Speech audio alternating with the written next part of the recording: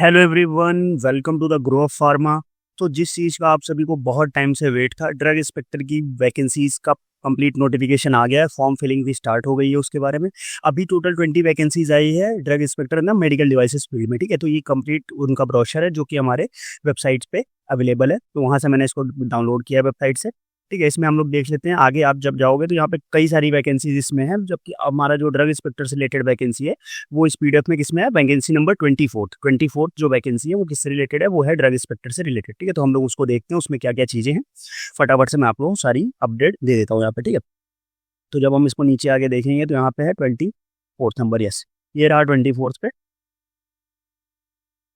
ठीक है, 20 वैकेंसीज यहाँ पे देखो, 20 वैकेंसीज क्लियरली इन्होंने मेंशन किया कि 20 vacancies for the post of drug inspector medical devices. ठीक है, यहाँ पे मेडिकल डिवाइसेस में ड्रग इंस्पेक्टर पे है in central drug standard control organisation CDSCO में, department of health and family welfare, ministry of the health and family welfare. अब यहाँ पे इसका रिजर्वेशन पोजीशन देख लो। टोटल 20 वैकेंसीज है, जिसमें तो जो अनरिजर्व कैटेगरी की सीट्स हैं वो 7 है, ईडब्ल्यूएस के लिए 3 सीट्स है, ओबीसी के लिए 5 सीट्स है, एससी के लिए 3 सीट्स है एंड एसटी के लिए 2 सीट्स है, और जो पीडब्ल्यूडी कैंडिडेट्स हैं उनके लिए 2 सीट्स है। ठीक है, उसके पीडब्ल्यूडी कैंडिडेट्स के लिए जो यहाँ पे रिजर्वेशन के बारे में पूरा दिया है कि of 20 seats 2 vacancies are reserved for the PWD candidates. उसके बाद उनके बारे में दिया गया कि किस किस वैकेंसी क्या क्या है, उनमें डिसेबिलिटी चीजें होनी चाहिए जो वहाँ पे हो सकता है। ठीक है, पे स्केल क्या, लेवल 8 का पे स्केल होना चाहिए as per the 7th CPC, जो 7th हमारा पे कमीशन आया उसके अकॉर्डिंग लेवल हमारा क्या है, लेवल 8 का पे ग्रेड रहेगा इसमें। और एज जो होने चाहिए जनरल कैटेगरीज के लिए, अनरिजर्व कैटेगरी और ईडब्ल्यूएस के लिए 30 ईयर्स की एज है।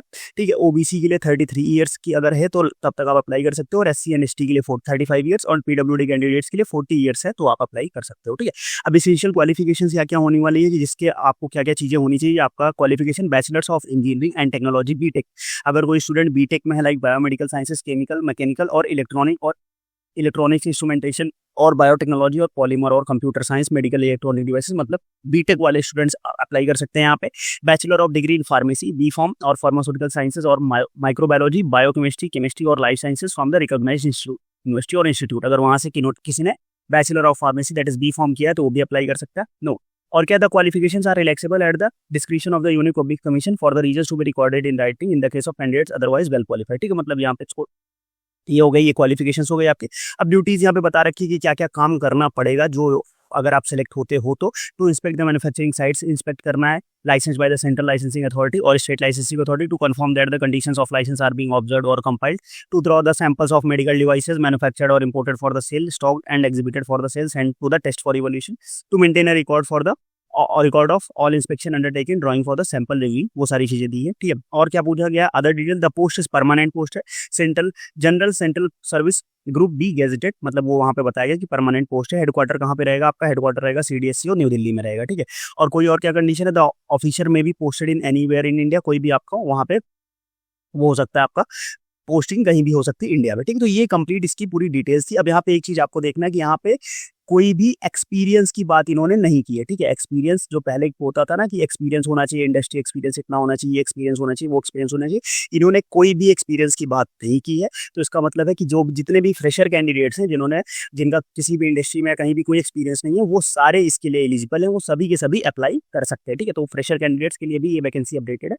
अब हम यहाँ पे देखेंगे कि यहाँ पे आपको डेट्स क्या क्या होने वाली इसकी, कि कौन सी डेट में आपको अप्लाई करना है। ठीक है, लास्ट डेट क्या होने वाली है उसके बारे में हम लोग बात कर लेते हैं। ठीक है, आ जाओ नीचे आ जाते हैं, लास्ट डेट के बारे में हम लोग यहाँ पे नीचे लास्ट डेट के बारे में मेंशन है, उसको हम लोग देख लेते हैं। ठीक है,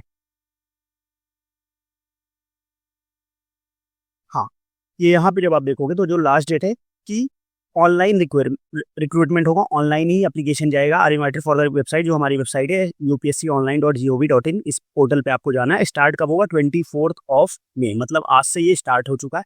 ठीक है, आज से आपका ऑनलाइन एप्लीकेशन स्टार्ट हो गया।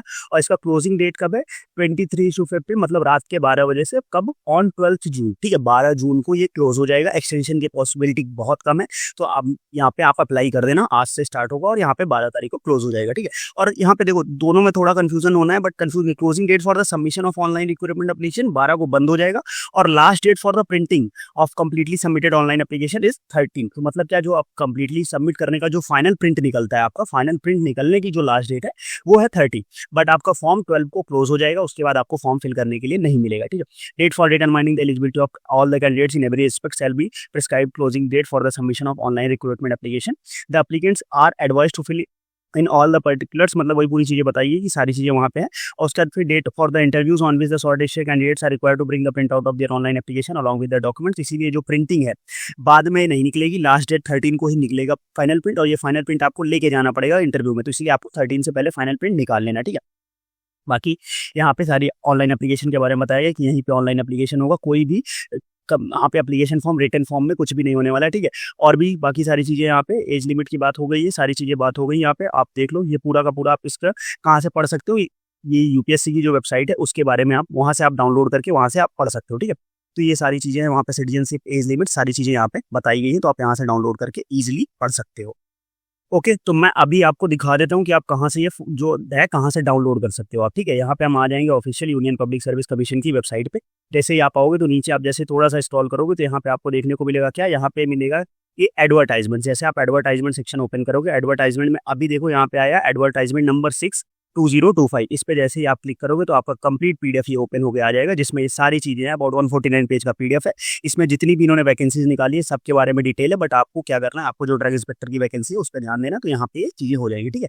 बाकी इस वीडियो से रिलेटेड और भी क्या चीज़ है, कोई चीज़ अगर आपको डाउट है तो आप कमेंट बॉक्स में बताना। अगर आपको इसका सिलेबस जानना है तो आप कमेंट बॉक्स में मेंशन करना, तो मैं एक डेडिकेटेड वीडियो बना दूंगा फॉर द सिलेबस, ठीक है। तो फिर आज का वीडियो हम लोग यहीं एंड करेंगे, मिलते हैं नेक्स्ट वीडियो में, तब तक के लिए बाय बाय।